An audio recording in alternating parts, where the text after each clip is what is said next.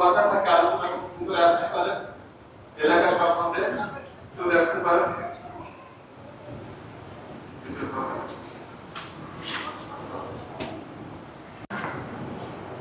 জি, আমরা বসবো। বসে কি দেখা যাবে? একটু উপরে করে বসে, যদি কেউ মনে কিছু না নেয়। আমাদের বসার, আজকে এখানে আসার মূল কারণটাই আমরা সবসময় চাই আপনাদের সাথে ডিরেক্টলি কথা বলতে। কোনো প্রোগ্রাম না, কিছু না ভাই। আমাদের এলাকা আপনারা নির্বাচিত করে আমাকে জনপ্রতিনিধি বানিয়েছেন। সব সমস্যার সমাধান আমার হাতে নাই, আমি পারবো না, কিন্তু আমার কাজ আপনারা যেটা বলবেন সেটা করতে চেষ্টা করেন।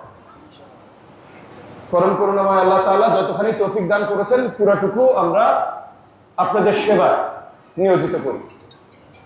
তো আজকে এটা নিয়ে আলোচনা। একই সাথে প্রথম একটু বলে দিই, আমি নামাজের আগে যখন একটু কথা বলেছি তখন বলেছি যে মহল্লার সমস্যাগুলো যেন আমরা মহল্লায় সমাধান করতে পারি, তার জন্য মহল্লার ভেতরে একটা একতার প্রয়োজন আছে। তো একতাটা তৈরি করার জন্য আমরা মহল্লা ভিত্তিক এই মসজিদ কেন্দ্রিক একটা কমিটি গঠন করতে চাই। এগেন রাজনৈতিক না, আপনি কোন রাজনৈতিক দল করেন কিছু আসে যায়, আপনি করতেই পারেন রাজনৈতিক দলে, কোনো অসুবিধা নেই। রাজনৈতিক দলের মাধ্যমে আপনি কমিটিতে আসবেন না, রাজনৈতিক দলের কারণে আপনি কমিটি থেকে বাদ করবেন। এলাকাবাসী যদি মনে করে যে আপনি সম্মানিত ব্যক্তি, এলাকাবাসী আপনাকে মসজিদ কমিটিতে বসিয়েছে বা বাজার বা মার্কেট কমিটিতে বসিয়েছে বা কোনো কমিটিতে আপনি নাই, কিন্তু এলাকার সবাই আপনাকে সালাম জানায়, সম্মান করে, তাইলে আমরা আপনাকে এই কমিটিতে চাই। এবং এই কমিটির পরিধি এই এলাকার সকল সমস্যা, সেটা গ্যাস হোক, সেটা আপনার আইন শৃঙ্খলা সংক্রান্ত হোক, যেটাই হোক না কেন, এই কমিটির কাছে যে যেন আমরা সহযোগিতা পেতে পারি। সরকার সরকারের মতো কাজ করবে, এমন না যে কমিটির কাছে যাবেন থানার কাছে যেতে পারবেন না, কমিটির কাছে যাবেন ডিপিটিসির কাছে যেতে পারবেন না, তা না ভাই, বা কমিটির কাছে যাবেন আমার কাছে আসতে পারবেন না, তা না, সবকিছুই পারবেন।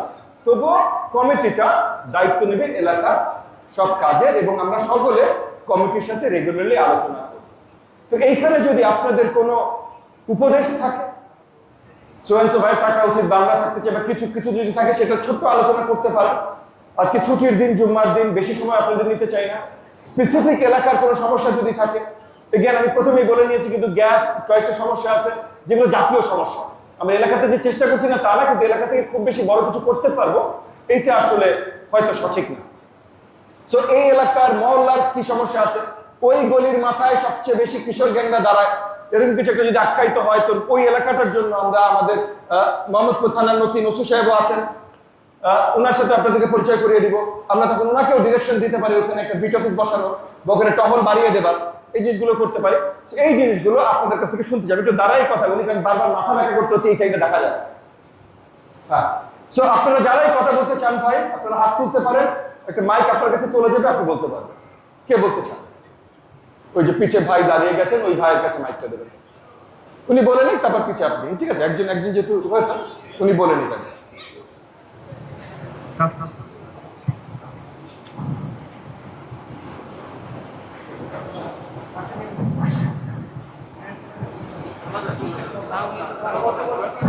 হ্যাঁ, শোনা যাচ্ছে ভাই। আজকের এই মসজিদে উপস্থিত আছেন আমাদের গণপ্রজাতন্ত্রী বাংলা সরকারের মাননীয় প্রতিমন্ত্রী মহোদয়, উপস্থিত সম্মানিত মুসল্লি ভাইরা, আসসালামু আলাইকুম ওয়া রাহমাতুল্লাহি ওয়া বারাকাতুহু। 5 আগস্টের পরে যখন আইন শৃঙ্খলা বাহিনীর কোন সদস্য অত্র এলাকার থানার এরিয়াতে ছিল না, তখন আমি আমার নেতৃত্বে কয়েকজন সহ অত্র এলাকায় আমরা পাহারাদার রাত্রে নিযুক্ত করেছিলাম। প্রায় 300 লোকের মতো পাহারাদার নিযুক্ত করেছিলাম, যার সুবিধা হচ্ছে। আমরা এই চাদর দানের কোনো কমিটি তখন পাচ্ছিলাম না, কারণ ফ্যাসিস্ট সরকারের আমলের কমিটি ছিল, তারা সবাই উদয় হয়ে গেছে এবং অনেক ব্যাপারে সেটা আমার সাথে সম্পৃক্ত ছিলেন। কিন্তু আজকে যারা কমিটিতে আছে, চাদর দানের যারা আছেন, দেখছি আমরা ওই দিন কাউকে পাইছিলাম না এবং এর কোন খোঁজ খবর আমাদের নিচ্ছিল না। যখন দেশে থানায় যখন আইন শৃঙ্খলা বাহিনীর লোকজন চলে আসছে, তখন আমরা আমাদের লোকজন গুটিয়ে নিয়ে আসছি। তখন পরিবেশ ভালো ছিল, কারণ কিশোর গ্যাংয়ের যে অত্যাচার আর ডাকাইতের অত্যাচার তখন অতিষ্ঠ ছিল প্রথম থেকে, এটা নিয়ন্ত্রণ করার জন্য আমি এই উদ্যোগটা নিয়েছিলাম। আমি এখানে প্রতি দোকানে এবং বাড়িওয়ালাদের কাছে 480 এবং 400 লাঠি প্রদান করছিলাম যে আমরা নাগরিক ভাবে এইটা প্রতিহত করব। পরবর্তীতে যখন হাউজিং কমিটি হয়, হাউজিং এর মিটিং হয়, আমি অদ্যবধি একটা মিটিং এর দাওয়াতও পাই নাই। আমি কিন্তু এখানে স্থায়ী বাসিন্দা, আমার বাড়িটা এখানে। আমি একটু বলি, আপনাদের কথা আপনারা বলবেন, আমার কথা মন্ত্রী মহোদয় আছেন, তার সম্মানটা আমি একটু আপনাদের কাছে সাইলেন্ট থাকতে বলছি। আমরাও সাইলেন্ট থাকবো, আপনাদের কথা শুনবো। সম্মানিত ভাইরা, আপনাদেরকে সম্মান প্রদর্শন করে বলছি যে গ্যাপটা আমাদের আসলে কিভাবে হয়, এই সুযোগটা কেমনে তারা নিচে, অপরাধীরা কিভাবে নিচে, এই আমাদের মধ্যে যে দূরত্ব তৈরি হয়েছে, এটা জন্যই তারা একটা গ্যাপ তৈরি করছে। আমরা রাজনৈতিক ভাবে এটা চিন্তা করতে পারি না। আমরা এক জায়গায় বসবাস করি, সহাবস্থানের জন্য আমরা বসবাস করতে পারি, সেই উদ্যোগটা নেওয়া দরকার। এরপরে আরেকটি বিষয় কথা বলতে চাই, যেমন মন্ত্রী মহোদয় আজকে আমাদের এই মসজিদে আসছেন, আমি নামাজে ঢুকবো, এই পূর্ব মুহূর্তে দেখি যে মন্ত্রী মহোদয়ের গাড়ি ঢুকতেছে। আমি এই মসজিদের সেক্রেটারি, আমার নাম আবুল কালাম আজাদ। আমি জানতে পারি না যে মন্ত্রী মহোদয় তাকে যে রিসিভ করব, আমার কমিটি রিসিভ করব, সেই সুযোগটা পর্যন্ত আমাদেরকে কেন দেওয়া হলো না? এর আগে একবার আসলে সেটাও আমাদেরকে জানানো হয়নি, ইনফর্ম করা হয়। আমার পক্ষ থেকে আজকে আমাদের কমিটির পক্ষ থেকে আমাদের মন্ত্রী মহোদয়কে বলার একটা সুযোগ করে দেওয়া দরকার ছিল। সেটাকে যে আমরা রিসিভ করব, আমরা ভুলতে তাকে রিসিভ করব। সে আমাদের এলাকার এমপি, মন্ত্রী, সরকারের মন্ত্রী একজন। আমি কথা আমার শেষ করি, আপনাদের কথা থাকলে ব্যাখ্যা থাকলে আপনারা দিবেন। আমি বলবো আমার কষ্টের জায়গা থেকে আমার সভাপতিও জানেন, আজকে মনে করেন এখানে ঘোষণাটা আমার দেওয়ার কথা ছিল, আমার সভাপতির কথা ছিল, তাকে সেই করা দরকার ছিল। সরকারের পর্যায়ের মন্ত্রী, শিক্ষামন্ত্রী, প্রতিমন্ত্রী, আমরা সেটা পাইনি। এরকম এই কমিটি এলাকার মানুষকে বাদ দিয়ে এরকম কিছু করা হবে, এটা করা যাবে। আমরা সহবস্থান করতে চাই, সবাইকে নিয়ে আপনি সেই কমিটি করে দিয়ে যাবেন এবং কমিটি করে দিবেন। আসসালামু আলাইকুম ওয়া রাহমাতুল্লাহি ওয়া বারাকাতুহু। ওয়া আলাইকুম আসসালাম ওয়া রাহমাতুল্লাহি ওয়া বারাকাতুহু। তো আমার ভাই, আপনার ভাইয়ের নাম কি ছিল? আবুল কালাম আজাদ। আবুল কালাম আজাদ ভাই যে কথাগুলো বললেন সেই প্রেক্ষিতেই বলছি। আবুল কালাম আজাদ ভাই, আপনার কমিটি যদি না জেনে থাকে আমি আরেকবার ক্ষমা চেয়ে নিচ্ছি, কিন্তু আমার দপ্তর থেকে মসজিদের ইমাম সাহেবকে জানানো হয়েছে। বাকি আর কে কাকে জানিয়েছে না জানিয়েছে এটা দায়িত্ব আমি নিতে পারবো না। আমার দপ্তর থেকে ইমাম সাহেবকে জানানো হয়েছে। তো আপনারাও একটু মসজিদ কমিটি ইমাম সাহেবের সাথে একটু ভালো করে কথা বলে নেবেন, কারণ আমার দপ্তর থেকে সবসময় সবাইকে খুঁজে জানানো সম্ভব না। আমরা ধরেই নেই মসজিদের দায়িত্বপ্রাপ্ত ইমাম সাহেব আছেন, ইমাম সাহেবকে জানালে মসজিদ কমিটি জেনে যাবে, এলাকাবাসীও জেনে যাবে। কারণ আমরা এসেছি কিন্তু এলাকাবাসীর সাথে বসার জন্য। এবং প্রথম যে কথাটা আমি বললাম যে আমরা যে দায়িত্বগুলো দিতে চাই বা যে কাজগুলো করতে চাই মসজিদকে কেন্দ্রবিন্দু করে করতে চাই। তাহলে মসজিদকে কেন্দ্রবিন্দু করে করতে চাইলে মসজিদ কমিটি লাগবে না ভাই? লাগবে না? তাহলে লাগবে। তো আপনাদেরকে আমরা সঙ্গে শক্তভাবে চাই। একই সাথে আপনি যেটা বলেছেন, আপনি এক্স্যাক্টলি যেভাবে অনুভব করছেন সেভাবে হয়তো কম বেশি হতে পারে, না হতে পারে, তবে আমরা যেটা পরিষ্কার অনুভব করছি যে 2 বছর আগে যে একতাটা ছিল আজকে সেটার অভাব। তো 2 বছর আগে যারাই দায়িত্ব নিয়ে একতা করেছিল আজকে তাদেরকে আমরা আবার সামনে চাই। সে কোন দলের ছিল আমার আসে যায় না, মহল্লা এলাকা, মহল্লার এলাকা, সব রাজনৈতিক দলই এখানে বসবাস করে ভাই। বামপন্থী দলও আছে, ডানপন্থী দলও আছে, কিন্তু এলাকাবাসী আমরা এলাকাবাসী ভাই। আমার পাশের দরজায় যদি আমি বামপন্থী হয় আর পাশের দরজায় ডানপন্থী হয়, থাকি তো একসাথে। রাস্তাটা অপরিষ্কার হলে তো দুজনে একসাথে সমস্যা, রাস্তায় কিশোর গ্যাং থাকলে তো দুজনের বাচ্চা স্কুলে যেতে পারছে না ঠিকভাবে। তো এলাকার সমস্যার মধ্যে আমরা রাজনৈতিক মানে দলীয় রাজনীতির কোনো কিছু ঢুকাইতে চাই না, যেই দলই করুক না কেন আমরা ঢুকাইতে চাই। আপনারা যেহেতু মসজিদ কমিটিতে আছেন আপনাদের সাথে এটা নিয়ে এমনিতেও কথা হবে, তাহলে আলাদা করে আর আবুল কালাম আজাদ ভাই আপনার সাথে এটার আলোচনার দরকার নেই, কারণ আপনি মসজিদ কমিটিতে আছেন, আপনাদের নিয়েই কথা হবে। দ্বিতীয় কে কথা বলতে চাচ্ছিলেন? তরুণ একজন আছে, তরুণকে দেন। আর আমার মাইকালা ভাই আপনি একটু কাছাকাছি থেকেন, হ্যাঁ একটু নাম দিলে সুবিধা হয়। আসসালামু আলাইকুম, আমি মোহাম্মদ সরোয়ার হোসেন সজীব। আমার বাসা হলো 4 নম্বর রোড, 1 নম্বর রোড 4 নম্বর বাসা। মুখের কাছে ধরে কথা বলুন। আমি মোহাম্মদ সরোয়ার হোসেন সজীব, আমি ঢাকা স্টেট কলেজ থেকে ডিগ্রি শেষ করছি বর্তমানে। আমার সমস্যা হলো আমাদের এলাকায় কিন্তু যে সমস্যা সেটা কিন্তু মান্নান আঙ্কেল, নুরুল আঙ্কেল সবাই জানে। এই যে লাউতলা, তারপরে আপনার এই যে পুলিশ বাড়ির যে মাথাটা, তারপরে আমাদের এই যে সাত মসজিদ হাউজিং, এই কয়টা জায়গায়, আর এখানে সুমারমার বস্তি নামে একটা গলি আছে, এই কয়টা জায়গার ভিতরে প্রচণ্ড পরিমাণে মানে উশৃঙ্খল পোলাপাইন কিশোর গ্যাং, এটা ওদের আস্থানা। আপনারা যদি এই জায়গাটার ভিতরে সঠিকভাবে মানে পুলিশ দিয়ে যদি নিয়ন্ত্রণ করতে পারেন, আশা করি চাঁদুদ্দানে আপনার কোনো মানে কোনো অভিযোগ থাকবে না, আমাদের এলাকায় কোনো চুরি চামারি, কোনো ছিনতাইকারী কিচ্ছু হবে না। আমি রাতে ঘুমাইতে পারি না, আমার 3টা মোবাইল চুরি হয়েছে। বাসার জানালা খুলে নিয়ে যায় আমাদের এই যে 4 নম্বর বাসাটা, আমাদের 4টা জানালা খুলে নিয়ে গেছে। আবার দিনের বেলা আমাদের ছাদের থেকে গেট খুলে নিয়ে গেছে চুরি করে। এটা তদন্ত করলে আপনারা জানতে পারবেন, আমাদের বাসায় গিয়ে আমাদের বাড়িওয়ালার সাথে কথা বললে। এই চুরির সমস্যাটা তো বর্তমানে চাঁদুদ্দানে কিন্তু অনেক অতিরিক্ত, মানে আমরা শান্তিতে এলাকার জনগণ থাকতে পারি না। আমরা হাইটে যেতে আমাদের সাথে হাইটে পকেট কেটে ফোন নিয়ে যাচ্ছে। এগুলার একটু ব্যবস্থা যদি করেন আপনারা, পুলিশ মানে রাতে মানে 8টার পর থেকে যদি পুলিশ থাকে এলাকার ভিতরে টহল দেয় সকাল 6টা পর্যন্ত, তাহলে আশা করি চুরি চামারিটা একটু কমে যাবে। এই দিকটি একটু দেখবেন আর কি। আসসালামু আলাইকুম। অসংখ্য ধন্যবাদ আমার তরুণ ভাই। প্রথমত আপনি বলেছেন একটা কথা যে আপনার বাড়িতে গেলে আপনি দেখাইতে পারবেন কি সমস্যাগুলো আছে, তাহলে আপনার বাড়ি থেকে চায়ের দাওয়াত দেন, আমি চলে যাব যায় তারপর। এবং আমি কিন্তু এটা উন্মুক্ত করে দিয়েছি যে আপনারা কেউ ঢাকা 13 মানে আমাদের বৃহত্তর মোহাম্মদপুর, আদাবর, শেরেবাংলানগর, আপনারা কেউ যদি চান আমাকে আপনাদের বাড়িতে নিতে, আপনার শুধু একটা চায়ের দাওয়াত দিতে হবে, আমি আপনার বাড়িতে চা খেতে চলে আসবো। শুধু চা রাখলেই হবে, তার কোনো দরকার নাই, চা খেতে চলে আসবো, আপনাদের সাথে আলোচনা হবে। দ্বিতীয়, আপনি যে জায়গাগুলোর কথা বলেছেন একটু আখ্যায়িত করে দেন, আমরা একটা রিপোর্ট নিব। ওই জায়গাগুলোতে আপনি যাদের কথা বলেছেন সেগুলো কি লোকাল প্রবলেম, মানে ওই এলাকায় ঝামেলা বসে, কিন্তু যারা বসায় তারা কি ওই এলাকাতেই থাকে না বাইরে থেকে আসে? ওই এলাকাতেই থাকে। তাহলে সেইটার আপনি এলাকার নামগুলো, এই যে এখানে একটু হাত তুলবেন স্যার, একটু হাত তুলবেন। এই যে এই ভদ্রলোক আছেন আমার দপ্তরের, আমাদের আলোচনা শেষ হলে ওনাকে এক্সাক্ট স্পটগুলো দিয়ে যাবেন। আমাদের ওসি মহোদয় আছেন, ওসি মহোদয়কে আমরা তালিকা দিয়ে দিব, এটা রিপোর্টের ভিত্তিতে তারপর আপনাদের সাথে আবার কথা বলবো। এর মধ্যে চান দাওয়াত দিয়ে দেন, তখন যে আবার রিপোর্ট হওয়া যাবে। আর কে বলতে চান? কোথায় আপনি অন্যদিকে হাত দেখেছেন স্যার, আপনি বলতে চান? এই স্যারকে একটু দেন, এই যে লাল পাঞ্জাবি আমার, খুবই নুরানি দাড়ি আমার এই লাল পাঞ্জাবি ভাই, ওনাকে একটু দেন।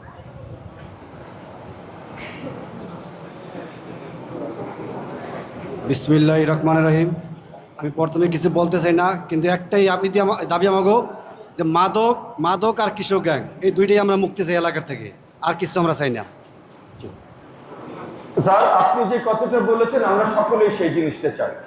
সেই জিনিসটার জন্য শুধুমাত্র পুলিশ দিয়ে হবে না, শুধুমাত্র পুলিশ দিয়ে হবে না। আমাদের এলাকায় 20 লক্ষর উপরে, মানে গোনা 20 লক্ষর উপরে জনতা থাকে, গুনতির বাইরে নিশ্চয়ই আরো 4-5 লাখ আছে। তো 20 থেকে 25 লাখ লোক যেখানে থাকে, সেখানে 200 জন পুলিশ দিয়ে সবকিছু কন্ট্রোল করা সম্ভব? একটু আপনি বলেন স্যার, সবকিছু কন্ট্রোল করা সম্ভব? না না, 8টার আগে 8টার পরের কথা হচ্ছে না, আমি বলছি 200 জন পুলিশ দিয়ে 25 লাখ লোক বা 20 লাখ লোক কন্ট্রোল করা সম্ভব না। তাহলে সেখানে এলাকার সম্পৃক্ততাটা দরকার। আজকে সেটা নিয়েই কথা হচ্ছে ভাই। আমরা সবাই মিলে কাজ করে আমাদের এলাকা কিশোর গ্যাং মাদক মুক্ত করতে হবে। পুলিশকে লাগবে, নিশ্চয়ই লাগবে, কিন্তু আমরা যদি সম্পৃক্ত হই, কারণ পুলিশ আস্তে আস্তে, আপনি মনে করেন আমার থানা কোথায় আর চাঁদুদ্দান কোথায়, কিছু একটা হইলো, পুলিশ আস্তে আস্তে এখানে ট্রাফিক যেভাবে আটকায় থাকে, গলিগুলো যেভাবে বানানো হয়েছে, আকাশ থেকে তো হয় নাই ভাই, আমরাই তো এখানে ইচ্ছা মতো বাড়ি তুলেছি গলিতে জায়গা না রেখে, করি নাই? আমাদের দোষ নাই? আছে তো। তাহলে এখানে যে জাম লাগে, একটা পুলিশের গাড়ি আসা সম্ভব 20 মিনিটের আগে? 20 মিনিটে তো ভাই ডাকাতি করে পুরো বিল্ডিং খালি করে চলে যেতে পারে। তাহলে এলাকার লোকজন যদি সচেতন না হয়, আমরা যদি সংঘবদ্ধ না হই, তাহলে পুলিশ পুরো কাজ করলেও তো লাভ নাই। সেই জায়গা থেকে বলছি স্যার যে আমরা চাই, আমরা সকলে চাই মাদক মুক্ত, কিশোর গ্যাং মুক্ত। এই যে আমার তরুণ, উনি 4টা জায়গার কথা বললেন, এই 4টা জায়গায় যদি আমরা নিজেরাও একটু টহল দেওয়া শুরু করি এবং পুলিশকে সহযোগিতা করি, পুলিশের টহলও বাড়ায় দেয়, সম্মিলিতভাবে যদি হয়। আমি দেখেছি তো ভাই, আমি তো 6 মাস ধরে আছি না দায়িত্বে, একটা জায়গায় পাঠাই উঠাই দেয়, পুলিশ যায় উঠাই দেয়, 24 ঘন্টার ভিতরে আবার ফেরত চলে আসে। কারণ পুলিশ তো প্রত্যেকটা স্পটে, এখন 500টা স্পট যদি থাকে, 500টা স্পটে 24 ঘন্টা পর যাইতে পারবে না, তারপর তো লোকই নাই। তো পুলিশ যখন খালি করে দিয়ে গেল, তারপর এলাকাবাসী যদি দায়িত্ব নিয়ে ওটা খালি রাখে, ওই যে আমার এক ভাই বললো না, দরকার লাঠি সোটা নিয়েই থাকলাম, এলাকা তো আমার ভাই, আসলামই নাকি? ওই জিনিসগুলো আমরা যদি বাড়াই তাহলে এলাকা আরো সেফ সিকিউর করতে আমরা সক্ষম হতে পারি। ওই জায়গা থেকে আমি কথা বলছিলাম। এই ভাই উঠেছেন, এই ভাইকে মাইকটা দেন। আসবো আসবো বাবা, আসবো আসবো আসবো আসবো, বসো বসো।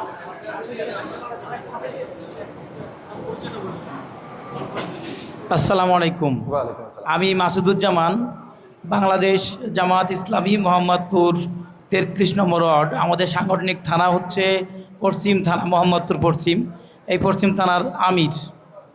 সম্মানিত মন্ত্রী মহোদয়, সম্মানিত মুসল্লিয়ান একরাম, আমি ভূমিকা ছাড়াই কয়েকটি বিষয়ে একটু দৃষ্টি আকর্ষণ করতে চাই সম্মানিত মন্ত্রী মহোদয়কে। প্রথমত হচ্ছে বেশ কিছু বিষয় চলে এসেছে। আমি আমার আজকের এই মত বিনিময় সবাইকে দুই ভাগে ভাগ করেছি। একটা হচ্ছে এলাকার কিছু সমস্যা, আর একটা এলাকার কিছু প্রয়োজন। এলাকার সমস্যার মধ্যে বেশ কিছু সমস্যা চলে এসেছে। মন্ত্রী মহোদয় বলেছেন যে রাষ্ট্রীয় সমস্যা হচ্ছে গ্যাস আর বিদ্যুৎ। তো এই বিষয়ে আমি কথা বলতে চাই না। আমাদের কিশোরগঞ্জের ব্যাপারেও কথা বলা হয়েছে, কিন্তু আমাদের এই চাঁদুদ্যান এখন মাদকের সবচেয়ে বড় আখড়া। 3 নম্বর রোডে আমাদের বিশেষ করে চাঁদুদ্যান গেট থেকে শুরু করে ইউসুফ স্কুলের এই রোড যেটা, এবং ইউসুফ স্কুলের পিছনেও যে বিষয়টা, এখানে এখন ব্যাপকভাবে মাদকের আখড়ায় পরিণত হয়েছে। এরপরে যে বিষয়টা আছে সেটা হচ্ছে ভাই বলেছেন ব্যাপক চুরি ছিনতাই বেড়ে গেছে ব্যাপকভাবে। আমি যে বিল্ডিংয়ে থাকি ওই বিল্ডিংয়ের দারোয়ান আমাকে গত পরশুদিন বললেন যে স্যার আমার এখানে 3টা সিলিন্ডার ছিল, সিলিন্ডার চুরি করে নিয়ে গেছে। আমার অফিস হচ্ছে এইটা, এই মসজিদের অপোজিটে যেটা, এটা আমার অফিস। এই অফিসের 3য় তলা থেকে আমাদের এই যে জানালার যে এটা গ্লাস, থাই গ্লাস খুলে নিয়ে গিয়েছে। এটা আর একটা বিষয় হচ্ছে কিশোরগঞ্জ তো আসছে, যেগুলো প্রয়োজনের মধ্যে আমরা দেখেছি যে ঢাকায় চিকিৎসা নিতে গেলে অনেক বেশি খরচা হয়। আমাদের চাঁদুদ্যান সহ নিম্ন এলাকার মানুষের পক্ষে এই চিকিৎসা নেওয়াটা অত্যন্ত কঠিন। এজন্য আমি মন্ত্রী মহোদয়কে অনুরোধ করব, আমার এলাকায় একটি কমিউনিটি ক্লিনিক যদি তৈরি করা যেত, প্রতিষ্ঠিত করা যেত, তাহলে এলাকার মানুষ, নিম্ন আয়ের মানুষ অনেক বেশি উপকৃত হতেন। 2 নম্বর হচ্ছে কমিউনিটি সেন্টার। আমাদের এই এলাকার মানুষ একটা অনুষ্ঠান করতে গেলে, বিয়ে শাদির কোনো অনুষ্ঠান সহ অন্যান্য অনুষ্ঠান করতে গেলে এই এলাকায় কোনো কমিউনিটি সেন্টার নাই। আমরা যদি মন্ত্রী মহোদয়ের মাধ্যমে এই কমিউনিটি সেন্টারে একটা ব্যবস্থা করতে পারতাম, এই এলাকার মানুষও অন্যান্য ধনী মানুষের মতো তারাও আনন্দ ভাগাভাগি করতে পারত। এরপরে হচ্ছে আরেকটা বিষয়, সেটা হলো ভালো শিক্ষা প্রতিষ্ঠান। আশেপাশে যে শিক্ষা প্রতিষ্ঠান আছে, এই আশেপাশে এই শিক্ষা প্রতিষ্ঠানে পড়ালেখা করার মতো আমাদের এই এলাকার নিম্ন আয়ের ছোট ছোট বাচ্চাদের পক্ষে সম্ভব হয় না। অভিভাবকরাও সেটা সেভাবে ম্যানেজ করতে পারে না। এজন্য যেহেতু মন্ত্রী মহোদয় বাংলাদেশ গণপ্রজাতন্ত্রী বাংলাদেশ সরকারের মাননীয় শিক্ষা প্রতিমন্ত্রী, সেজন্য আমি আবারও বড় করে আবদার করব এই এলাকায় একটা ভালো শিক্ষা প্রতিষ্ঠান, যাতে কম খরচে এলাকার নিম্ন আয়ের বাচ্চারা লেখাপড়া করতে পারে। পরিশেষে আমি যে বিষয়টা একটু মন্ত্রী মহোদয়ের কাছে আবদার করতে চাই, সেটা হলো এই এলাকার মানুষের জন্য খেলার কোনো জায়গা নেই, একটা মাঠ নেই, যে মাঠটা আমরা ব্যবহার করতে পারি খেলার জন্য। যদি আমাদের এই সুযোগটা মন্ত্রী মহোদয় করে দেন, তাহলে আমরা অন্তত এই এলাকার পক্ষ থেকে মন্ত্রী মহোদয়ের কাছে কৃতজ্ঞ থাকব। জি, ধন্যবাদ সকলকে। আসসালামু আলাইকুম রহমতুল্লাহ। যারা এই প্রশ্ন করবেন একটু শর্ট করে করবেন, ঠিক আছে? ওয়ালাইকুম আসসালাম। আমি তোমার ভাইকে অসংখ্য ধন্যবাদ জানাই একটা ভালো প্রস্তাব দেবার জন্য। স্পেশালি কমিউনিটি ক্লিনিকের প্রস্তাবটা আমরা চেষ্টা করব ইনশাআল্লাহ। এটা আমার দপ্তরে আমরা নোট নিয়ে নিচ্ছি। এটা কমিউনিটি ক্লিনিকেরটা আমরা চেষ্টা করব। বাকি দুটো আপনারা যদি জায়গা আখ্যায়িত করে দিতে পারেন, এলাকাবাসীরা যদি জায়গা আখ্যায়িত করে দিতে পারেন যেখানে মাঠ হতে পারে, মাঠের মতো জায়গা আছে, তাহলে আমরা কাজ করব সেটা আমাদের এলাকার শুধু শিশুদের না, সকলের জন্যই কার্যরত একটা মাঠে পরিণত করতে। কিন্তু প্রথমত এখানে আপনাদের সহযোগিতা লাগবে যে এই জায়গাটা মাঠ হতে পারে, কারণ আমরা খুব বাজেভাবে কোনো প্ল্যানিং ছাড়া ডেভেলপমেন্ট করেছি, র্যান্ডম সব জায়গায় বিল্ডিং তুলে ফেলেছে। তো আসলে কোন জায়গায় মাঠের মতো জায়গা আছে এটা জানা দরকার, শুধু চাইলে তো হবে না। করার মতো জায়গা থাকতে হবে তো। আপনারা আখ্যায়িত করে দেন, আমি আপনাদেরকে আশ্বাস দিচ্ছি সেটা মাঠে পরিণত করার দায়িত্ব সরকার নেবে ইনশাআল্লাহ। আর কেউ আমরা খুব বেশি লম্বা দীর্ঘায়িত করব না। আমাদের এই কিশোর অনেকক্ষণ ধরে, আমাদের তরুণ অনেকক্ষণ ধরে হাত উঠিয়েছেন, ওনাকে আমরা একটু বলতে দিই। আমরা চেষ্টা করবো একটু স্বল্প করে বলতে। আসসালামু আলাইকুম। ওয়ালাইকুম। আচ্ছা, আমার সমস্যাটা হলো যে মোহাম্মদপুরে যতগুলো খাল আছে, খাল অথবা পুকুর, সেইগুলোর অবস্থা খুবই বাজে। এইটার যদি একটু পরিষ্কার ব্যবস্থা নেওয়া যায় সরকারিভাবে এইটা। আর এইটা আরেকটা সলিউশন আছে, যদি আপনি ভলেন্টিয়ার নেন আর তাদেরকে এক টাইপের সার্টিফিকেট নেন, তাহলে অনেকেই এটা আসবে। এটা হলো আমার সলিউশন। আর হলো একটু সরকারিভাবে কিছু জিনিসপাতি যদি আপনারা ব্যবস্থা করেন এইটা। আর উনি যে বললেন খেলার মাঠটা ইম্পর্টেন্ট ছিল। কিশোর গ্যাং নির্মূল করতে গেলে আমার যেমন খেলার মাঠটাও লাগবে, তেমন কারিগরি শিক্ষার একটা যদি ব্যবস্থা করা যায়, যেমন বিটাক আছে, তারপর এই টাইপের অনেকগুলো অর্গানাইজেশন আছে, তারা যদি এইখানে কিছু সেশন নেয় তাহলে হলো এটা একটা ব্যবস্থা বেটার করা যায়। আর আরেকটা জিনিস হলো যে মশার এখন মশার ওষুধের দাম বাড়তেছে আমরা জানি। তারপর ক্যারোসিন আছে, অথবা এই টাইপের অ্যারোমেটিক যে অয়েলগুলো আছে, এগুলো দিয়ে আমরা যদি স্প্রে করতে পারি তাহলে কিন্তু আমাদের মশার এই প্রবলেমটা থাকবে না। আর এইটাই আপাতত। আর আরেকটা জিনিস আপনার কাছে রিকোয়েস্ট থাকবে আমার, কোনো একটা ওয়েবসাইট আর কোনো কিছু একটা যেন থাকে যে প্রবলেমগুলা শেয়ার করবে, এন্ড এটা মনিটরাইজেশনকে যদি আমার নামে একটু গুগল করো, ওয়েবসাইট চলে আসবে যেখানে প্রবলেম তুমি মেলাতে পারবে। এতটুকু না করে শুধু বললে তো হবে না, মুশকিল। Thank you. আমি আমার তরুণকে বলছি, আমরা তরুণ, ওনার স্পৃহা অনেক, কিন্তু অনেক সময় আমরা সমাধান কোনটা আসলে হতে পারে সেটা না চিন্তা করে সমস্যার কথা বলি। খাল, আমাদের এখানে যতগুলো খাল আছে প্রতিনিয়ত মিনিমাম মাসে একবার ঢাকা সিটি কর্পোরেশন থেকে আমরা পরিষ্কার করাই। এখন ঢাকা সিটি কর্পোরেশনেরও যেমন পুলিশ যেমন বললাম একটা সীমাবদ্ধতা আছে, তেমন ঢাকা সিটি কর্পোরেশনের সীমাবদ্ধতা আছে। আমি অন্য জিনিসগুলো ভুলে যাই, যে ভুল ত্রুটি বা কিছু অরাজকতা এগুলো জায়গায় আছে, সেটা ভুলে যে নর্মাল সীমাবদ্ধতাও আছে। প্রত্যেকদিন তাই সে পয়সা করতে পারবে না, পারবে? মাসে একবার করে করা, 24 ঘন্টার ভিতরে যা অবস্থা সেই অবস্থা ফেরত চলে আসে। কেন? কারণ পুরো ঢাকা শহরের লোক ময়লা ফেলা বন্ধ করে না। আপনাদের প্রত্যেকটা বাসার ময়লা ওই খালের মধ্যে যায়, কয়বার পরিষ্কার করা?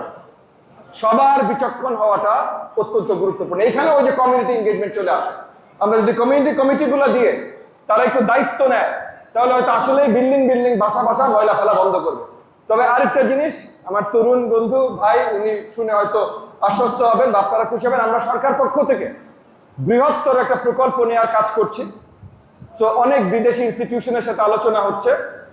আমাদের এই যে পুরো ঢাকা শহরে যে খাল সিস্টেমটা, স্পেশালি আমার ইন্টারেস্ট কেস, আমাদের এলাকা দিয়ে খালগুলো গেছে, এই খাল সিস্টেমটা পুরো রিহ্যাবিলিটেট করে এবং ওয়াটার ডিস্যালিনেশন প্রজেক্ট শুদ্ধ করে একসাথে অনেক বড় একটা প্রজেক্ট নিয়ে সরকার এই মুহূর্তে প্ল্যানিং এর কাজ চলছে। এটা যদি আমরা বাস্তবায়ন করতে পারি, হয়তো 2-3 বছর লাগবে, যদি বাস্তবায়ন করতে পারি তাহলে অনেক দূর আমরা এগিয়ে আসতে সক্ষম হবো। কিন্তু ভাই এগেন, কোটি জনতা যখন ময়লা ফেলে একটা ড্রেন মনে করে একটা কানালের একটা খালের ভিতরে, ওই খাল ভাই ড্রেন ছাড়া কিছু হয় না। তো আমাদের আগে পরিষ্কার বিচক্ষণ হইতে হবে। খেলার মাঠের কথা আমি ইতিমধ্যে বলেছি, আপনারা জায়গা বের করতে পারলে আমরা খেলার মাঠ দিব। খেলার মাঠ দিয়ে কিশোর গ্যাং যাবে না, এটা বলে দিচ্ছি আপনাদের। খেলার মাঠ দিয়ে কিশোর গ্যাং যাবে। খেলার মাঠ হলো যারা আসলেই ক্রীড়া চর্চা করতে চায় তারা যেন একটা জায়গা পায়, কারণ তারা পাচ্ছে না জায়গা, তারা বাসায় বসে মোবাইল টিপছে, তাদেরকে একটা খেলার জায়গা করে দেওয়াটা প্রয়োজন। সেটার জন্য মাঠের জায়গাটা ভাই আপনারা বের করেন, আমি আবার বলছি আপনারা বের করে দেন, মাঠ তৈরি করে দেওয়ার দায়িত্ব সরকার নেবে ইনশাআল্লাহ। জি, আমার ভাই এতক্ষণ ইন্ট্রোডাকশন দিয়েছেন সবাইকে, ওনাকে একটু বলতে দেন। আর আমরা আর বেশি দীর্ঘায়িত করবো না, আর একজন দুজনের সাথেই কথা বলবো। তো গুরুত্বপূর্ণ কিছু থাকলে আপনারা রাখেন, নাহলে পরে আপনারা আমার দপ্তরকে জানিয়ে দেবেন। জি, সম্মানিত উপস্থিতি, আসসালামু আলাইকুম রহমতুল্লাহ। এখানে মাদক আসছে, কিশোর গ্যাং আসছে, এরপরে খেলার মাঠ, স্কুল, কমিউনিটি সবই আসছে। যেহেতু বাড়ির মালিক সমিতির সেক্রেটারি আমি, সেই হিসাবে এখানে একটা জিনিস আসে না, সে কারণে হলো এখানে কয়েকটা রাস্তা আছে কাঁচা রাস্তা। এখানে এই বর্ষাকালে এই রাস্তাগুলিতে হাঁটাচলা খুব কঠিন হয়ে যায়। তো মন্ত্রী মহোদয়ের দৃষ্টি আকর্ষণ করছি, উনি এই রাস্তাগুলি আমাদের কার্পেটিং করার ব্যবস্থা করবেন এই বলে আমার বক্তব্য শেষ করছি। আমাদের একজন সিনিয়র সিটিজেন আছেন এবং উনি খুবই প্রাজ্ঞ অভিজ্ঞ লোক, ওনাকে আমরা ঠিক করব। কে বলবে? মাইক ফেরত দেন, ওনাকে দেন মাইক। রাস্তার বিষয়ে সেক্রেটারি মহোদয় আপনি একটু রাস্তাগুলো আখ্যায়িত করে দেন আমার দপ্তরের জন্য, কারণ ইতিমধ্যে এই এলাকার অনেক রাস্তা নিয়ে আমরা সিটি কর্পোরেশনের সাথে কথা বলেছি, কাঁচা রাস্তা। এবং সিটি কর্পোরেশন আমাদের জানিয়েছে যে ওই রাস্তাগুলা সিটি কর্পোরেশনকে দেয়া হয়, মানে যারা জমির মালিক তাদের তো সিটি কর্পোরেশনের হাতে দিতে হবে, অফিসিয়ালি দিতে হবে, তারপর সিটি কর্পোরেশন ওটার উপরে কাজ করতে পারে। আপনারা যদি অফিসিয়ালি না দেন, শুধু কমপ্লেন করলে হবে না তো ভাই। তো আপনারা যারা ফ্ল্যাট কিনেছেন, জমির দায়িত্বে যারা ছিল বা যারা ফ্ল্যাট ভাড়া আছেন, জমির দায়িত্বে যারা ছিল তাদেরকে আগে যাই জিজ্ঞেস করেন এটা সিটি কর্পোরেশনকে আসলে দেওয়া হয়েছে কি। কারণ সিটি কর্পোরেশনকে না দেওয়া পর্যন্ত কিন্তু সিটি কর্পোরেশন রাস্তায় হাত দিতে পারে না। তো আপনি একটু গলিগুলো আখ্যায়িত করে দেন, তারপর আপনারাও একটু দায়িত্ব নিয়ে চেক করেন। যদি হয়ে থাকে, যদি এটা সিটি কর্পোরেশনকে হস্তান্তর করা হয়ে থাকে, তাহলে আমি যত শীঘ্রই সম্ভব, এই বর্ষাকালটা চলে গেলে, কারণ এখন বৃষ্টির সিজনে বাগ করলে ভেঙে যাবে, এই বৃষ্টিটা চলে গেলে, কয়েক বছর তো গেছে ভাই, 1 মাসে তো কিছু হবে না, এই বৃষ্টিতে চলে গেলে ইমিডিয়েটলি যেন কাজে হাত দেয়, এটা আমি দেখবো, আমি এটার দায়িত্ব নিচ্ছি। এখন আর কে বলতে চান? আমরা আর একজনের কাছে শুনবো। মুরব্বী একজন বলতে চান, তো মুরব্বীকে আমরা দিব। ভাই আপনারা সকলে, আচ্ছা উনি দাঁড়িয়ে গেছেন, দেন মাইক দেন। আর সাইফুল এই কাজগুলো করেন, হ্যাঁ এই কাজগুলো করেন। আসসালামু আলাইকুম স্যার, এরপর আপনাকে দিচ্ছি, আপনি একটু বসেন, এরপর আপনাকে দিচ্ছি। এখানে আমি মুখের কাছে নিয়ে কথা বলেছেন, মুখের কাছে। আমি দীর্ঘদিন এখানে বসবাস করি, 13 বছরের উপরে। তো একটা জিনিস দেখছি, মন্ত্রী সাহেব যেটা বললেন যে একতা হয়ে কেউ আসবে না, এটা এককভাবে কেউ আসতে চায় না। আমি চেষ্টা করেছি, আমি শুধু ওই অঞ্চলে চিল্লাই, আর কেউ চিল্লাই না। ওই সন্ত্রাসীদের সবাই ভয় পায় যে এরপরে কি হবে, যদি আমি আগাই তাহলে ভবিষ্যতে আমার কি হবে, এইটা ভয় পায়। তা আমার একটু সাজেশন, যে ওসি সাহেব আছেন, আমার মনে হয় পুলিশ যদি টহল দেয় নিয়মিত, কমে যাবে। আমি এর আগে দেখছি পুলিশ টহল দিলে কিন্তু কমে যাবে। যদি একবার ডেলি টহল দেয় এই রাস্তায় গলিতে, ওই পুলিশ যখন আসে দেখি যে ওই মেন রোডে ঘুরে চলে যায়, গলিতে ওনারা ঢোকেন না। তা আমার মনে হয় ওনারা যদি একটু গলিতে ঢোকেন, আমার মনে হয় এই সন্ত্রাস কমে যাবে অনেকটা।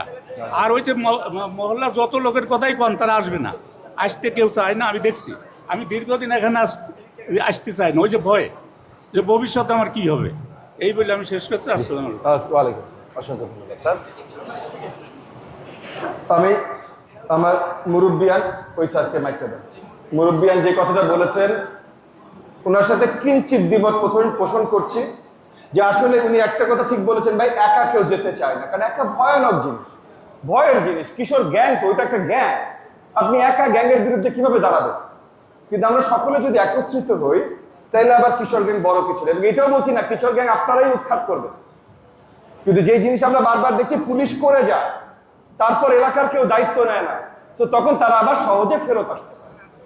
এই জায়গাটায় যদি এলাকাবাসীরা দায়িত্ব নেওয়া শুরু করতে পারে, এলাকাবাসীরা একত্রিত হইতে পারে, তাইলে হয়তো আমরা আরো শক্ত কাজ করতে পারি। একই সাথে স্যার যে কথাটা বলেছেন, টহল বাড়ানো, এই কাজে আমরা নজর রাখবো। ওসি সাহেব নোট নিয়ে নিয়েছেন, আমরা নজর রাখবো। স্যার। আসসালামু আলাইকুম। ওয়ালাইকুম প্রিয় এলাকাবাসী, কাছে, মুখের কাছে। কারো কারো আফসোস আছে যে ওনাদেরকে দাওয়াত দেওয়া হয় না, কিছু না। আমিও আমন্ত্রিত না, আর তবে আমি অনাহূত নয়, যেহেতু এলাকার আমি রবাহত। আমি রব শুনেছি, মন্ত্রী মহোদয় আসছেন, আসার পর উনি বললেন যে আমি কথা শুনবো। সেই রব শুনে আমি রব শুনেই কথা বলার জন্য দাঁড়িয়েছি। আমার অল্প কথা, আমি সবাইকে ভালো চিনিও না, বেশি দিন হয় নাই এখানে ফ্ল্যাট নিয়েছি। তাই আপনার সাথে আমার প্রথম পরিচয় হয়েছিল আমরা যখন ইলেকশনের ক্যাম্পিংয়ে যাচ্ছিলেন আমাদের এই রাস্তা দিয়ে। আমি রাস্তার মধ্যে দাঁড়ানো, আপনার গাড়িটা যাওয়ার সময় আপনি হঠাৎ করে দাঁড়াই গেলেন, আমার সামনে আসি, গাড়ির থেকে নামলেন, আমাকে হ্যান্ডশেক করে বললেন দোয়া করিন। আমি আপনার পিঠ চাপিয়ে দিয়েছিলাম, জড়াই ধরছিলেন আমাকে। তো আমার কাছে মনে হয়েছে যে এরপরে আমরা সে দেখলাম যে আমার দোয়া কিছু হইলেও কাজে লাগছে। আল্লাহ মেহরবানি, আলহামদুলিল্লাহ। এখন আমরা সবাই যদি আপনার কাছে দাবি জানাইতে চাই, এবং দাবি জানাইতে গিয়ে আমরা আবেগতাড়িত হয়ে যাই, যুক্তিশাসিত হতে হবে, আবেগতাড়িত হয়ে কিছু আদায় করা যাবে না। এটা হলো আমার ইয়ে আর কি। আর আমাদের এলাকার নাম হলো চাঁদ উদ্যান। চাঁদ এবং উদ্যান দুইটাই অত্যন্ত শাব্দিক অর্থে অত্যন্ত অর্থবহ, কিন্তু আমাদের এই চাঁদের কোনো কিরণ নাই। আমাদের চাঁদটা অমাবস্যার চাঁদ অহরহ। যেহেতু আজকে আপনি উপস্থিত হয়েছেন, আপনি আমাদেরকে কিরণ ছড়ানোর জন্য কিছু উপকরণ দেবেন, এই হলো আপনার কাছে আমাদের ইয়ে। আমরা আপনার কাছে আমার দাবি, সাধারণত আমি যদি বলতে যাই এখন বেশিরভাগই পুনরাবৃত্তি হয়ে যাবে, কাজে বেশি বলা উচিত হবে না। শুধু আমার ওই পুনরাবৃত্তি হলে আমি দুই একটা কথা ওনাদের সঙ্গে রাখি, যেটা বলছে যে খেলার মাঠটা খুব দরকার।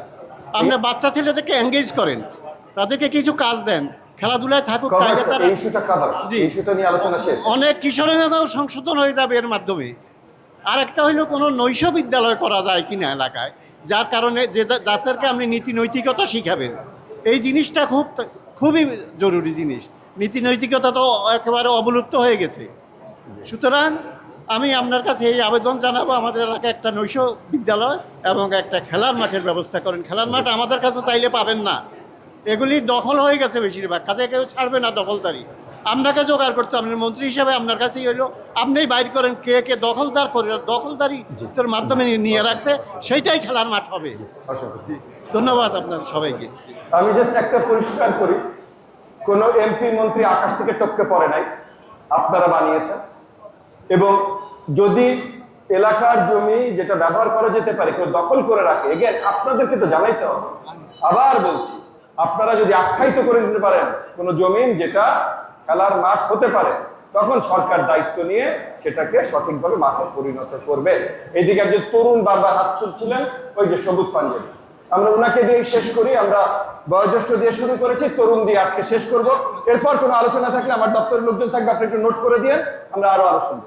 আসসালামু আলাইকুম। ওয়ালাইকুম আসসালাম। আমার নাম মোহাম্মদ ফারুক, আমি একজন সাধারণ নাগরিক। আমার যেটা বিষয় হচ্ছে, আজকে এখানে আলোচনাটা ছিল যে মহল্লা ভিত্তিক যে কমিটি, এই বিষয়টা নিয়ে অনেকেই কথা বলে নাই। এই মহল্লা ভিত্তিক কমিটি করলে হবে কি, এই কমিটির অফিস খরচের ব্যাপারে আসবে, খিচুড়ি খাওয়ার ব্যাপারে আসবে, আরও আদার্স আসবে, তারপরে একটা মেমো যাবে দোকানে দোকানে। আমি মনে করি স্যার এটা না করে আপনি এখানে আগে একটা পুলিশ ফাঁড়ি ছিল, যদি সম্ভব হয় আপনি আর একটা পুলিশ ফাঁড়ির ব্যবস্থা করে দিন স্যার। এই একটা বিষয়। আর একটা বিষয় হচ্ছে, আমি বাংলাদেশের বৈধ নাগরিক, আমি অবৈধ গ্যাস লাইন কেন চালাবো স্যার? এই চাঁদ উদ্যানে একটা সময় অবৈধ লাইন ছিল, নানক সাহেব যখন ছিলেন ক্ষমতায়, উনি চলে যাওয়ার পরে ওটা কেটে দেওয়া হয়েছে। এখন আমাকে বৈধ গ্যাস লাইন দেওয়ার ব্যবস্থা আপনি করেন।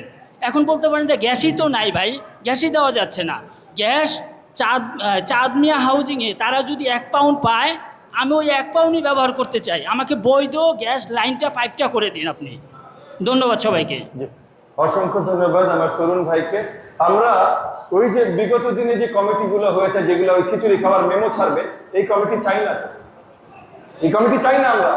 যারা ইতিমধ্যে কোনো কমিটিতে আছেন, তারা একত্রিত হয়ে এলাকার দিকে নজর দিবে। মসজিদ কমিটির লোকজন, তারা কি আর এখন মেমো দেওয়ার কথা না? যারা এলাকার দায়িত্ব নেবেন তাদেরকে, এটা মেমো দেওয়ার কমিটি না। আর যদি মেমো দেওয়ার কমিটিতে পরিণত হয়, ওই মুহূর্তে এটা ভেঙে দেওয়া হবে। এগেন, এটার কোনো অফিসিয়াল দায়িত্ব না, এটা আনঅফিসিয়াল এলাকার একটা কর্তৃত্ব নেয়া, যারা এলাকার আসলে মুরব্বিয়া। দ্বিতীয়, গ্যাসের লাইনের কথা তরুণ যেটা বলেছেন, আগামী দিনগুলোতে আর এরকম প্রাইভেট লাইন দেয়া হবে না, কারণ আমাদের আসলে গ্যাসের বিশাল সীমাবদ্ধতা আছে।